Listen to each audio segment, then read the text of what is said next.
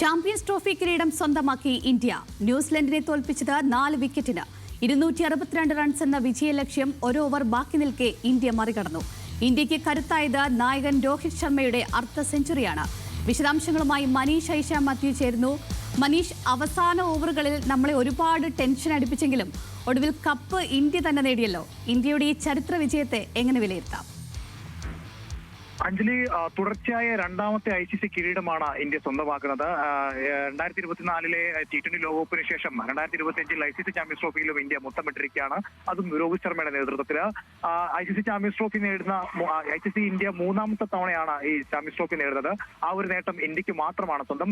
252 runs വിജയലക്ഷ്യമായി ഇറങ്ങിയ India നായകൻ രോഹിത് ശർമ്മയുടെ നേതൃത്വത്തിലാണ് അനായാസം ഈ ഒരു ലക്ഷ്യം മറികടന്നത്. 49ാമത്തെ ഓവർ അവസാന പന്തിൽ ജഡേജ ബൗണ്ടറി നേടിയാണ് ഇന്ത്യക്ക് കിരീടം നേടിത്തരുന്നത്. 76 റൺസ് നേടിയ ഓപ്പണിംഗിൽ ഇറങ്ങി 76 റൺസ് നേടിയ രോഹിത് ശർമ്മയുടെ ഇന്നിംഗ്സ് ആണ് ഏറ്റവും നിർണായകമായത്. അതോടൊപ്പം തന്നെ 48 റൺസ് നേടിയ ശ്രേയസ് അയ്യരും അതുപോലെ തന്നെ 33 റൺസ് എടുത്ത് പുറത്താകാതിരുന്ന KL രാഹുലും ഇന്ത്യയുടെ വിജയം അനായാസമാക്കുകയായിരുന്നു. നേരത്തെ ആദ്യം ടോസ് നേടി ബാറ്റിംഗിന് ഇറങ്ങിയ ന്യൂസിലൻഡ് 251 റൺസാണ് ഈ 50 ഓവറുകളിൽ നേടിയത്. ഈ ന്യൂസിലൻഡിനെ അത്തരത്തിലേക്ക് ഒരു സ്കോറിലേക്ക് പിടിച്ചു കെട്ടിയത് ഇന്ത്യയുടെ സ്പിൻ നിരയായിരുന്നു. പ്രത്യേകിച്ച് 2 വിക്കറ്റ് വീതം നേടിയ വരുൺ ചക്രവർത്തിയും അതുപോലെ തന്നെ കുൽദീപ് യാദവും ഇന്ത്യയുടെ സ്പിന്നിന് നേതൃത്വം നൽകിയപ്പോൾ ജഡേജയും അതുപോലെ തന്നെ അക്ഷർ പട്ടേലും മികച്ച പിന്തുണയാണ് നൽകിയത്. അങ്ങനെ ഈ 4 സ്പിന്നർമാർ നടത്തിയ മികച്ച പ്രകടനമാണ് 251 എന്ന് പറയുന്ന ഒരു സ്കോറിലേക്ക് ന്യൂസിലൻഡിനെ ചുരുക്കി കെട്ടിയത്.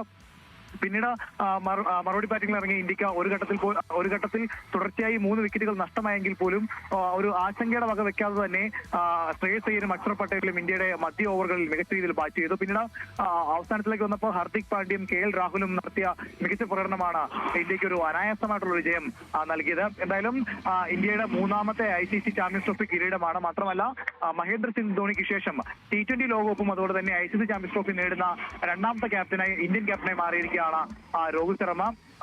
ഈ ടൂർണമെന്റിന് മുന്നുണ്ടായിരുന്ന എല്ലാ വിമർശനങ്ങൾക്കുള്ള മറുപടിയാണ് ഈ കിരീട നേട്ടം കൊണ്ട് ഇന്ത്യൻ ടീം നൽകിയിരിക്കുന്നത്.